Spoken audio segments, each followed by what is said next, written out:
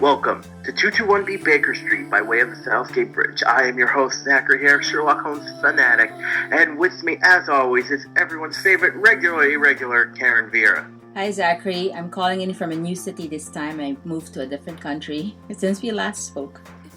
Yes, things kept getting in the way of the podcast. We apologize to our listeners because on both ends, people must remember, as much as we love podcasting, it is not our job, so sometimes real life gets in the way. Yes, but we like the show anyway, so let's still talk about it. Oh, of course, and we're talking about, this is actually the season finale, A Difference in Kind.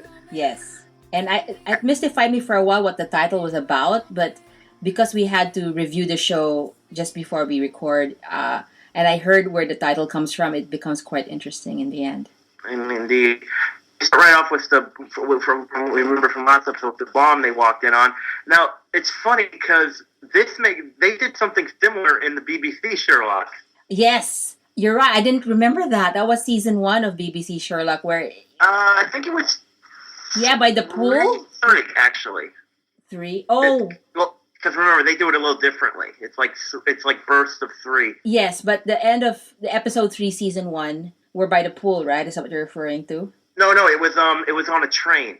Oh, that bomb. Because the reason it was similar is because yes, I see what. Yes, that was season. Yes, the reason because in that one, Sherlock Holmes also diffused it rather easily.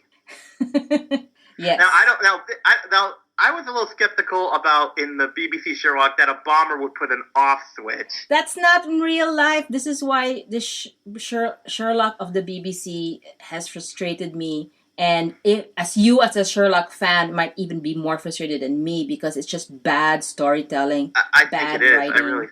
The only reason and now that I've seen Benedict Cumberbatch and other stuff, I know he's much better than this. And but so in this episode, it's I'm no bomb expert, but it does kind of make sense. Not every bomb everywhere. Like pipe bombs are actually I know it's not, but it's probably similar. Pipe bombs are a very simple device. Most explosives are, so it is conceivable that you could defuse it like that. Well, as Sherlock, points out, and I quote directly, bomb makers don't build tests of electrical engineering skill. They build devices that go bang. So immediately Sherlock recognizes what type of bomb it is, so he can, make it cease working right away. He knows it's not a timer set bomb. It's a bomb to be, detonated upon switching it on from remotely. So that's why he's pretty confident that, this is not a cause for concern, despite Joan's quite non-breathing because she's very scared of what's going on. I'd be the same way. Me too. So then they figure out, because they know their neighbors are out of town. Yes. They go to investigate their apartment. They find where the bomber was keeping an eye on them. Yep. And Joan is intimate with this apartment because she fed the fish. And I like Sherlock saying, this is not the sort of information I retain. So that was, vintage Johnny Lee Miller as Sherlock Holmes. It's almost a reference to the memory addict. Yes, that too. I love when the look. She's like, "Don't look so impressed." That almost was a favorite line. "Don't look so impressed. You just defused a bomb." This is the kind of sort of approach that Sherlock and Joan put together. Sherlock is very remote and clinical, and Joan, uses her own resources, which is, relating to other people, to get to also the same results that, and together it's a potent combination. That's why in this version they complement each other so well. Yes, that's true. So they get a phone call from Bell. Turns out that Montana Security was attacked. Yep, Mr. Christopher Gray down at the hospital, which is where they, where he's watching the weather, but Sherlock assures him this conversation will be just as stimulating as the weather report. So it's because we didn't speak for a while about the show, it's little lines like this that remind me why I like the show so much. I love the show so much. One thing I like about this scene, and it's kind of referenced later on too in the episode, it shows that Sherlock has a bit of has respect for. Well, obviously they find out this guy saved their life because he stopped the bomber from setting off the bomb. Yes. Sherlock at the same also has respect for this man. Yep, and so he gets what he needs from the information because he snoops around his the closet section of the hospital room and sees the clove cigarettes, notices the plaster residue on the coat, and they're off to the races with Joan. Using tobacco, that's very classic Sherlock. Oh my God! Well, not tobacco, cigarette. I should say, 'cause it was clove. Remember, he wrote a whole book on it. So yes. Yep. Yes, he did. I believe he also wrote, in the original Sherlock, wrote stuff on tattoos as well. The original Arthur Conan Doyle Sherlock wrote a book on tattoos even back then. Oh no, I meant Sherlock. I think because I know the original Sherlock was an expert on tattoos too. Of course he is. I just remember him identifying different things from that. But yes, so he uses. I love this church under construction. Yes. I mean, I wouldn't be surprised if it's a real church. So they find the body. He finds Moreland and two of his security men standing over the body of the bomber. I just love Moreland. Like, almost like, I know it's not like a kid, but just makes me think of, like, I didn't do it. Yes, and I'm glad you mentioned the church, because I want to take this moment to say, over the 4 seasons of Elementary, they really make good use of New York City locations. They find these abandoned churches, they find these old libraries, they find this old Navy yards that could double for Moriarty's prison. It's a fresh way of seeing New York, because I don't know how many shows you watch at our New York base or show in New York, but this is how refreshing the city looks to me from a person who doesn't live in the U.S. And I really give high marks to the location people of Elementary, because they do. I don't know where they find these things, and it must be an ongoing task to just get fresh locations that are not. Well, there's usually people who it's their specific job just to find. I know, and they find, and New York's so used, and they still find some things that are quite unique. So it's really they're probably the best location managers who work in New York, because I like what they get for us to see on the show. Now, what's fascinating about this scene is, like, because it really, that's one thing that's a distinction about the Sherlock character in general, is like, it's not just that he's intelligent, it's that he's trained himself to notice things. Like, Moreland can't deduce any, because he's not a deductionist. He can't deduce anything from the body of the bomber. Yes, but just from a glance, of 5 seconds, Sherlock knows he's of Iranian descent. He's on blood pressure medication. They didn't show why that was, but I'm sure Sherlock is accurate. And he's into racket sports and his age, and he gets some facial recognition in. And, he has a major lead in solving the case. I love when Watson walks in on Sherlock and he's working on the bomb. And this is a little later, but I thought of it right now. Yeah. And she just rolls her eyes. I think it was the real bomb, too. Yeah. That's...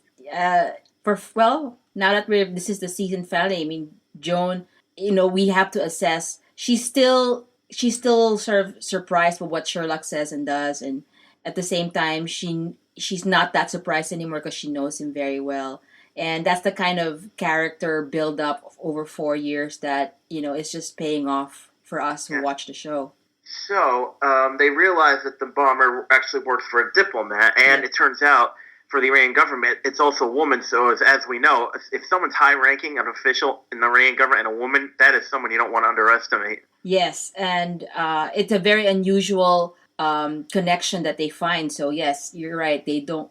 It's a very a woman in high-ranking UN position that's normally not given to high-ranking to women at all. So yes, this is something they must look into further. So through Moreland's offering, they use his connections to get an audience with her.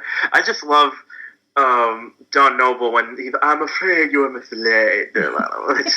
Oh, there's going to be a John Noble line that I'm going to bust out on you, because it was so perfectly delivered, but that's later in the episode. Indeed. And I love when the second they're alone, she just takes off her hijab. Yeah. It's nothing to her. Yes. And, they go into this area with this super high security van that, I don't know, I'm sure Moreland has at his disposal at any time he needs, I guess. It's so big. It's just so it can fit the TV in there. I want to be driven around in that. Yes. So they finally meet. Yes, she removes her hijab, and she's not particularly religious, but she is particularly observant and engaged with the organization that Moriarty and Vigner and herself are involved with, and there's a power struggle in this organization when Moriarty got arrested. But they also find out it's much more elaborate than even Sherlock assumed, and he also assumed that it would dismantle after they got rid of Moriarty, which they've mentioned before, but obviously that didn't happen. So Sashimi is trying to show them that it's not something you can just break apart. Yes. Yeah. And by the way, the line of Moreland was, "You're a murderous hag." So that was like particularly crispy from John Noble. But yes, and they want Vigner was the power struggle involved Vigner getting control of the organization, but as Hashimi says, he's kind of a hammer when they need a scalpel. So they had other options, and we're thinking of other options to get somebody to head this organization, this cabal, as Sherlock likes to refer it, and that person happens to be somebody's father. I mean, I knew that. It's amazing. It's just an amazing. And you could tell it affects Moreland, like essentially an evil organization wanted him to be the head of it. Yeah, because as they said, Moreland's played dice with the world, and that they also play dice with the world, and this is where the title of the show comes from, which we'll reference in a few scenes later. But this is big business is run, and probably this is probably why the way politics is going on at the moment.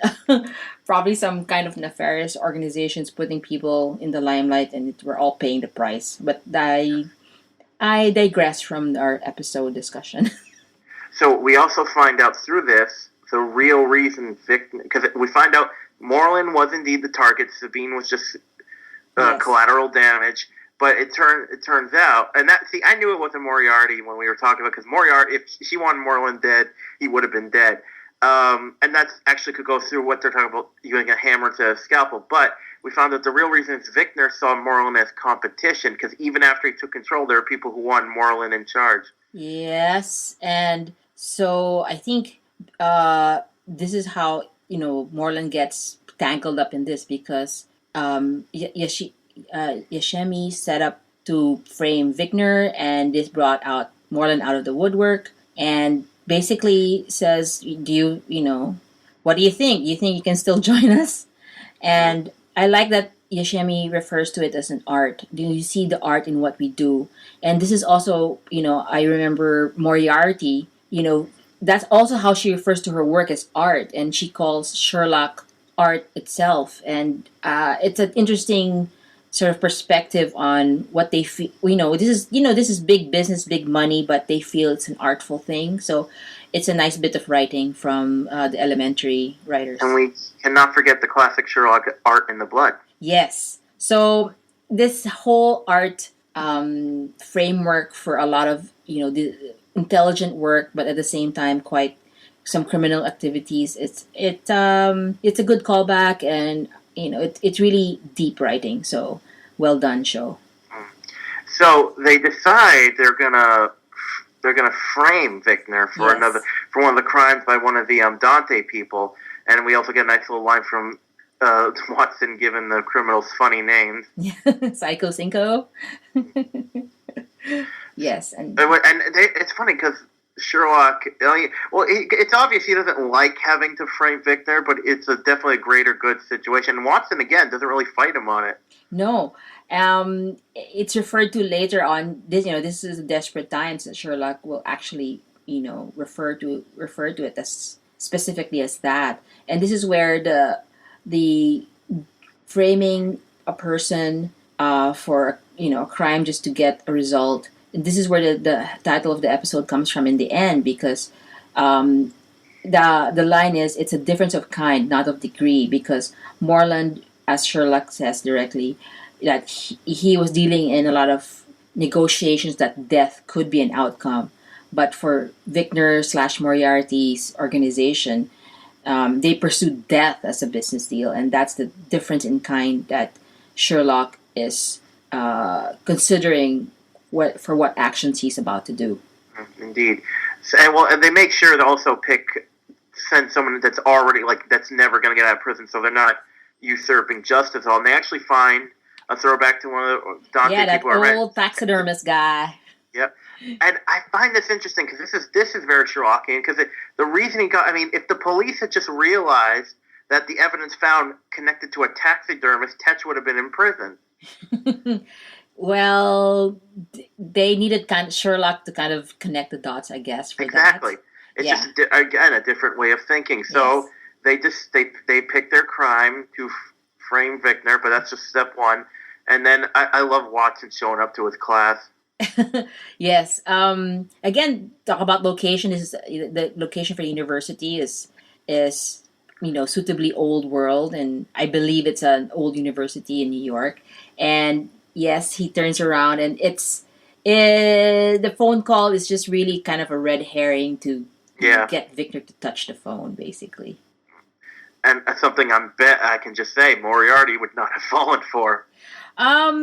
Maybe not. Maybe not. But I don't think she'd fall for tricks.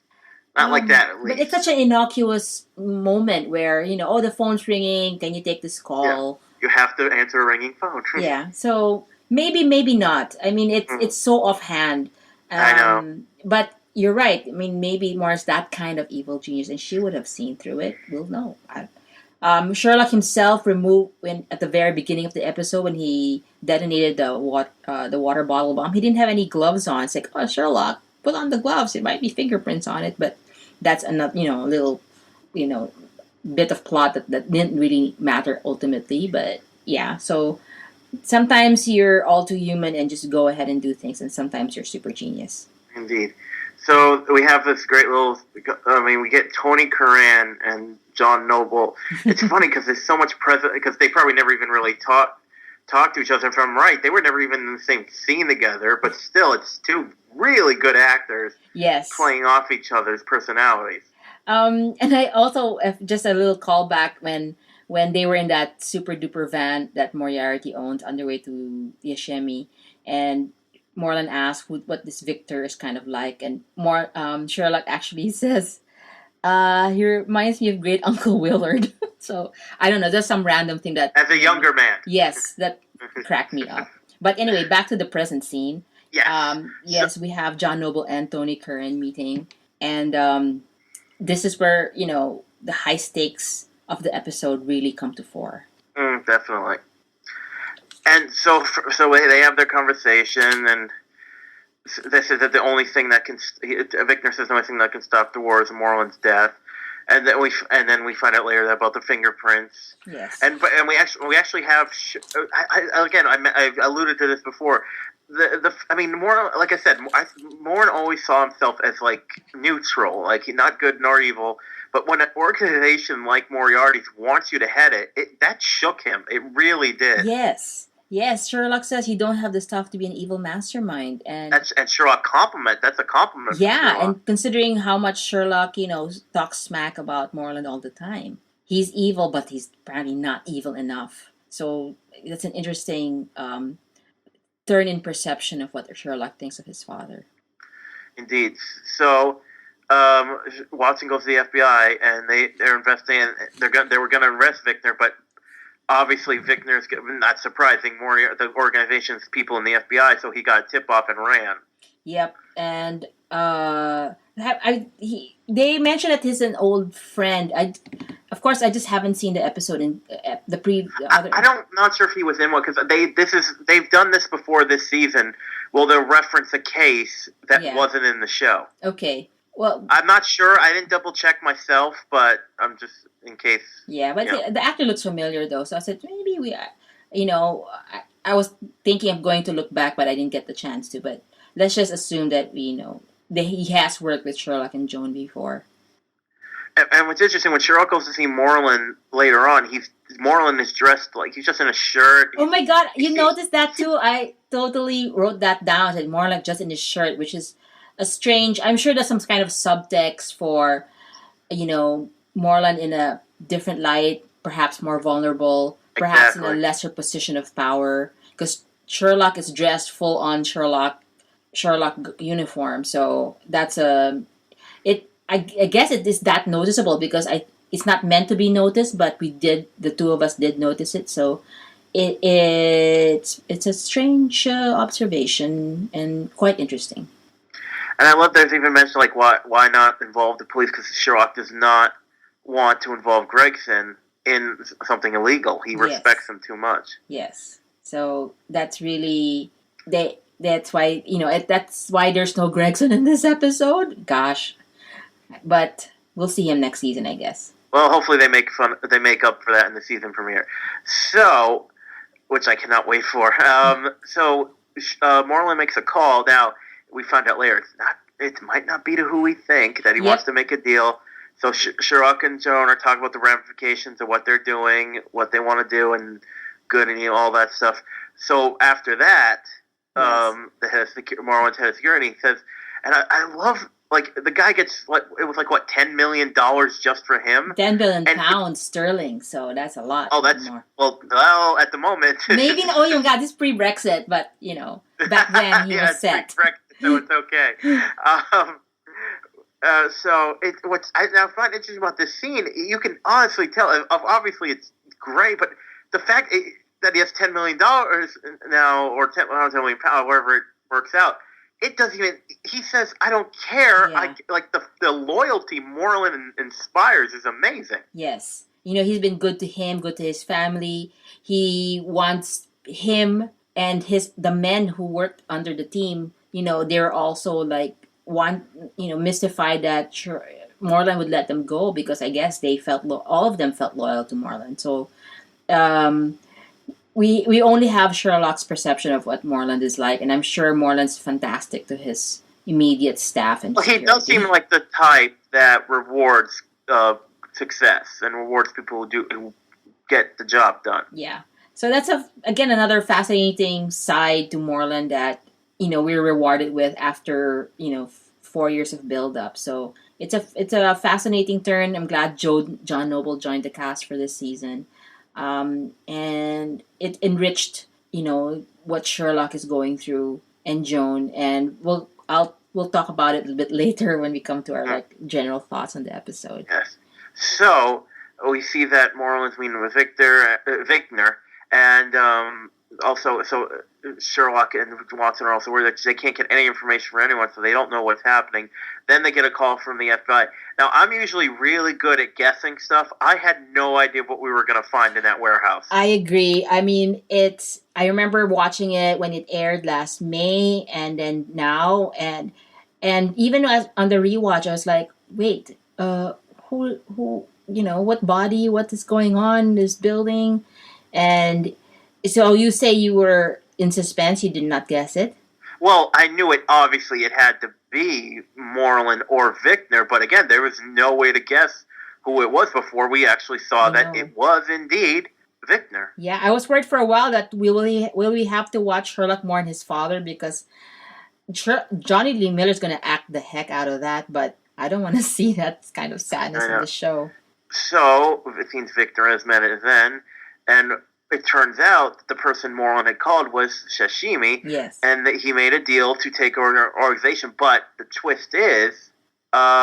he is going to dismantle it from within, right? And I wonder how that's going to play. And something I wonder if there'll be a way to bring Mycroft back, because with Moriarty's organization, he could take apart Le Milieu. Yes. So Mycroft got a shout out a bit earlier in the conversation of where Moreland can head to because he's in a very dangerous position, and Sherlock suggests to go to that whatever Greek island Mycroft is languishing in. But yes, so if Moreland is head of Moriarty's organization, he and with the aim to dismantle it from within, yes, he can get, I guess, another rival nefarious cabal to also sort of. And I'm hoping we do see Mycroft. I hope so. I mean, somebody's available now to appear back as Moriarty in this show, if I'm not mistaken. So Well, if there's people all want to know what Karen is talking about, they can download the season finale episode of the Game of Thrones podcast on South Gaming, hosted by me and my sister. yes, a little plug for you, and Yeah, shameless plug. So now, one thing I think is worth mentioning: Moreland, when talking to Sherlock, says, "Miss Shashimi called me," which is a lie. He called her. yes.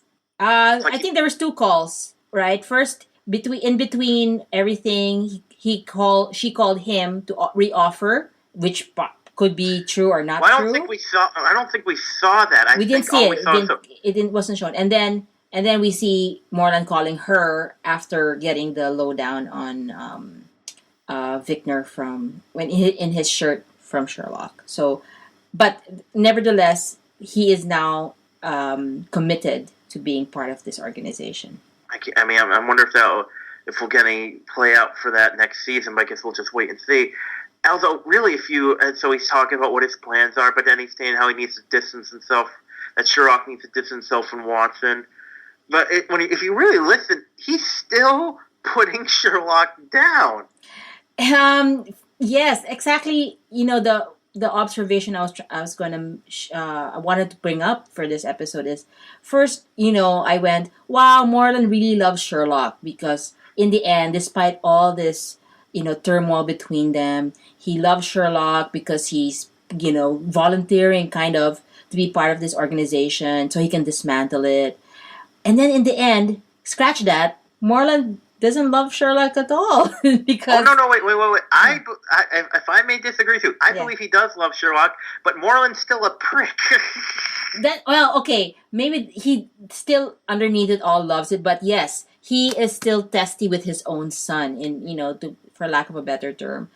So which is confusing at the same time interesting, at the same time rather juicy, and I kind of regret that we didn't get to see more of this family dynamic. I know it's a mystery / crime show, but we had some bits about more Sherlock's mother being an addict and Moreland sort of abandoning her, and this push pull of Moreland and Sherlock.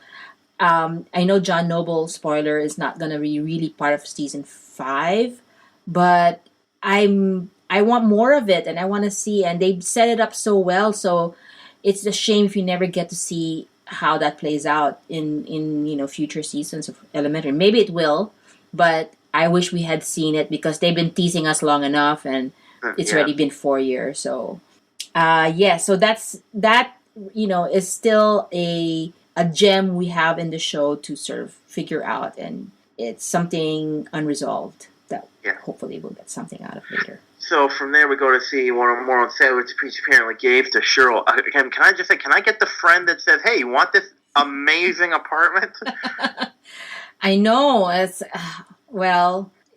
Joan, in a way, also sort of commits to Sherlock by saying, no, I don't want it. So, and interesting that Moreland also framed their Sherlock and Joan's relationship as who's the person you love most in the world, and that could be the girlfriend, that could be Joan, but and it's not a romantic kind of love if it's Joan, and it's really again, I think we've said this on the show before, but it's really another feat of amazing writing that we have two characters who are deeply connected, but it's not romantic. But in fact, I'm trying to think.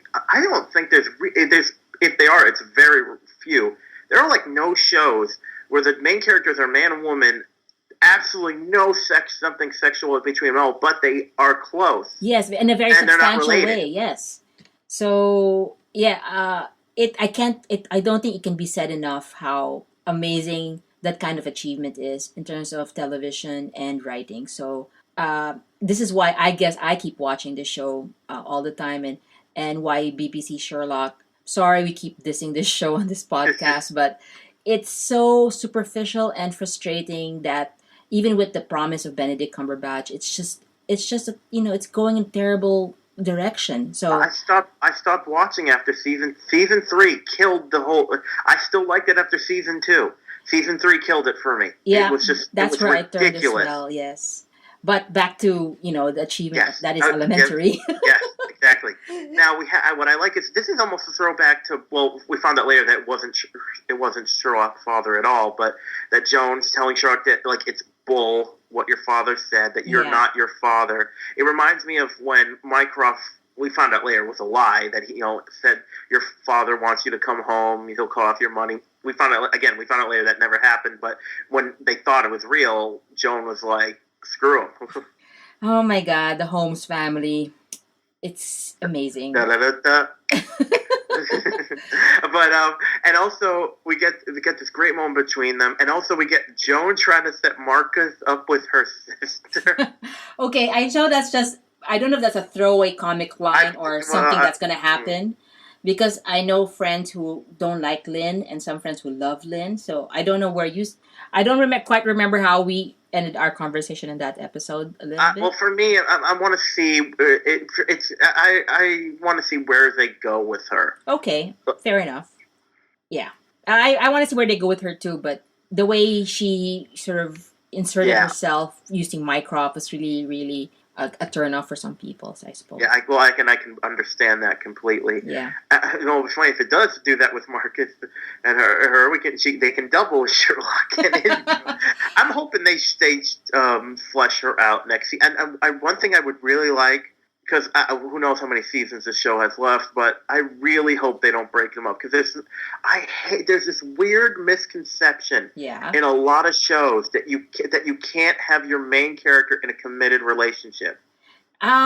Yes, that is a misconception. That's, if going back to season 4, it's partly why it was a bit frustrating, even though it became a interesting plot by the end, but a bit frustrating that they killed the boyfriend of Joan. What's his name? I cannot remember his name, but yeah, I've always felt that was a weird thing. I could have lived with Joan having a boyfriend like him, and it wouldn't have really destroyed the essence of the show. But well, there you have it. He's gone, and his death became some. It paid. There was some kind of story payoff at some level, but yeah, I don't think it would have been a distraction. The note they end the episode on, I mean, it's not really. It's weird that we've had victorious season finales, bittersweet. Could go either way. Yeah. This one is just, it doesn't. I mean, it's not exact. I mean, somewhat good, but it's. I don't want to say benign, but it's almost that. You know what I mean? Yeah, it's a softer way to end the season, because we've had such tense endings for the first 3 seasons, and here it's the. Yeah, I don't know where it goes. I like it in some level. It's fine. I mean, it doesn't. I like the show enough for me to come back, but in this world of razzle dazzle TV, peak TV, and all that, it might not necessarily be the strongest position to be at for in terms of television, because everything's so shiny and whiz bang like with TV these days. But sometimes it's a strength. Sometimes you just hope the show gets enough sort of buzz that it deserves, and it could do something buzzy to do with it. But I guess they're being true to their characters, being true to their storyline for the season. So it's a half and half. So I like it, but I wish there was also something more. Yeah, I can see what you mean. So we'll do favorite lines, and then we'll talk about our final thoughts. So my favorite lines are when Joan walks him off the bomb. He says, "I promise to clean my room after I've done my homework." Yes. Oh, Sherlock. Yes. My favorite line is, "I always imagine you had to lair underneath a volcano for such an occasion," which is what Sherlock tells. Yep. That's one of mine. Yep. I always imagine you for such an occasion. Man, it was really good. Yes. My next one is, it's right at the end. You haven't told a joke in the 4 decades I've known you. Better late than never. I didn't get to write it down, but that was really a great line. That's worth writing down, but I didn't get to do that one. Then there's also a moment where it's not a specific line, but Sherlock's whole sort of what his business in the scene was when they're looking at the Persian code, and Sherlock goes, and Yoshimi says, "Oh, you can't crack it," and Sherlock's face is like, I think I can," and he's like, "I want to crack it already." I thought he was going to say that too. Huh? I thought he was going to say something like, give me time. I know, but his face said that, I was like, yes! I'm going to get time. Oh, it's why we love Johnny so much. And then at the end of the whole encounter, Joan says, you're smiling. What's going, why are you smiling? And he says, because he's so invigorated by learning so much in such a short time. And so that whole energy that he was giving off was just, it was equivalent to a really great line for me. So Johnny Lee Miller, he is owning this Sherlock role, I think, more than any modern Sherlock adaptation we're getting. Whether Robert Downey Jr. or Benedict Cumberbatch, it's... Oh, don't get me started on those movies. Okay, we'll stand there. We've this other productions too much in this episode of the podcast. Yes, so my next line is from Moreland. Being loved by you is a dangerous thing, probably why I'm still alive. Yes, I wrote that down too. And again, we discussed it a bit earlier in the podcast, but it's a mystifying and wonderful and frustrating and amazing all at the same time. That whole sort of lifetime of parent father son relationship was boiled down to that kind of brilliant piece of writing. So well done show for a great line. And this show had little funny moments. There were not a lot of punchlines the way some episodes have, but I was just enjoying so many moments in the show. So I think you don't have the stuff to be an evil mastermind is also a good line for me. That's so funny, but again, it's indicative of where Sherlock and Moreland are in terms of their up and down relationship. Indeed. So my last favorite line is also from the end. It's pretty much one of the last lines. It's after Joan says she wants to set up Marcus and her sister.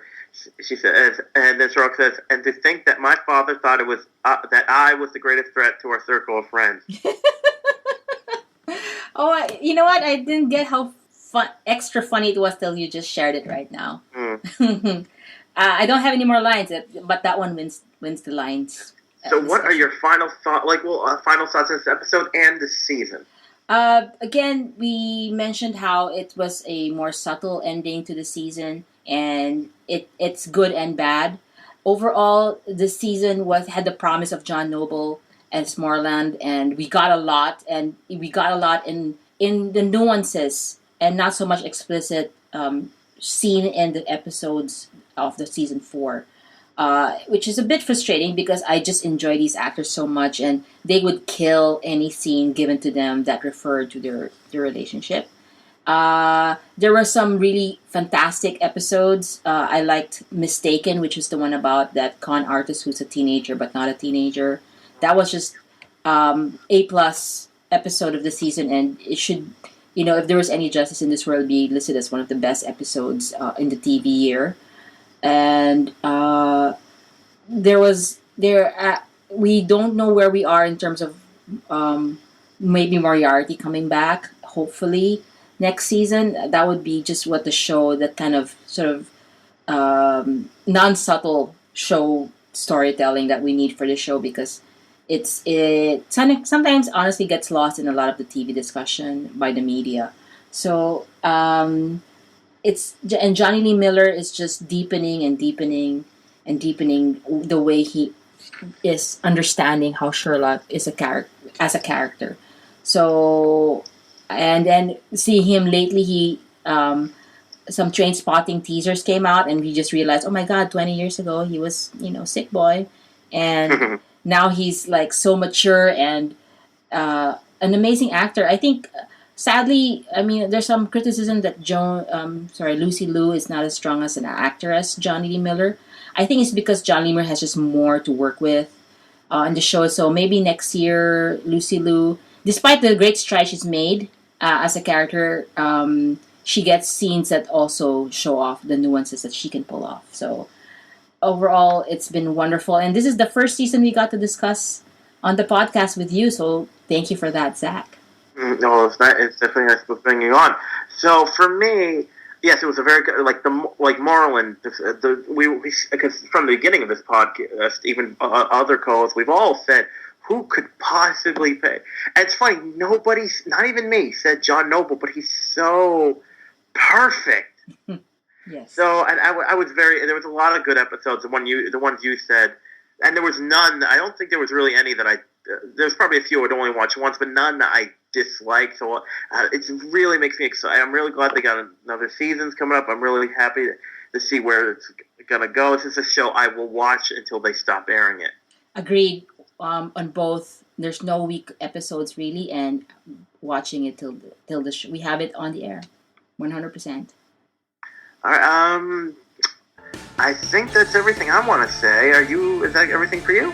Yeah, it's been wonderful discussing this show. I mean, we had a bit of a break between the penultimate episode and this finale discussion, and I think the gap also sort of deepened, and how I realized I missed this show a lot. So we're not going to have gaps when we discuss season 5, probably not, but I just love this show even more, and I'm glad we get to talk about it in the podcast universe, Zach. So thank you again. And so everyone, don't forget that we'll be back in the fall when Elementary comes back. I believe in November is when they're bringing it back this year. So stay tuned for them. But for now, me and Karen must depart, for the game is afoot.